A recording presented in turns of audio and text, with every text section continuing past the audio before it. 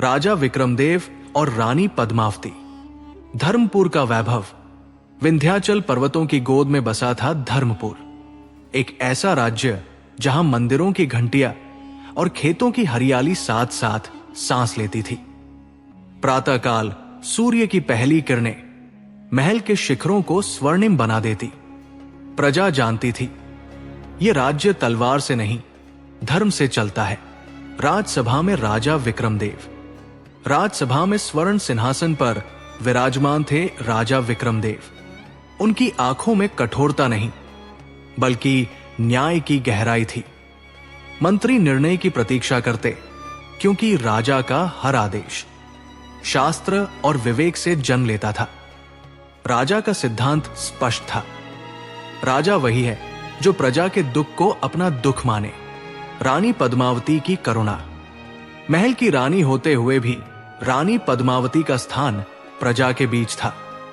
वे बच्चों को अन्न देती, वृद्धों का हाल पूछती। उनकी आंखों में दया थी, पर वाणी में दृढ़ता। प्रजा उन्हें रानी नहीं, माता कहती थी। सूखे की त्रासदी। एक वर्ष आकाश रूठ गया, वर्षा न हुई, धरती फटने लगी, कुएं सूख गए, खेत बंजर हो गए। प्रजा की आंखों में भय उतर आया।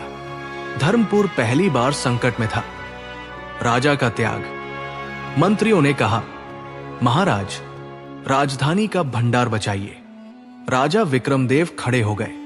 उन्होंने अपने आभूषण उतार दिए और बोले, यदि प्रजा भूखी है तो महल का वैभव अधर्म है। राजकोष खोल दिया गया, अन्न प्रजा में बांट दिया गया। रानी का दान। रानी पद्मावती मंदिर पहुंची, अपने सभी गहने दान पात्र में रख दिए। आंखों में आंसू थे, पर मन में शांति। उन्होंने कहा, धर्म की रक्षा में श्रृंगार का कोई मूल्य नहीं। कालनेमी का विद्रोह। इसी दुर्बल समय में सामंत कालनेमी ने विद्रोह कर दिया। उसने सोचा, भूखा राजा कमजोर होता है। किले पर खड़े होकर उसने युद्ध की घोषणा कर दी। रानी की बुद्धि। रानी पद्मावती ने तलवार नहीं उठाई, उन्होंने बुद्धि उठाई।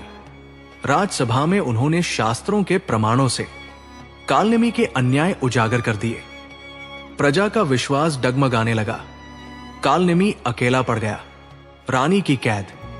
हताश कालनेमी ने छल किया, रानी को बंदी बना लिया। संदेश भेजा, सिंहासन छोड़ो, तभी रानी मुक्त होगी। राजमहल में सन्नाटा छा गया।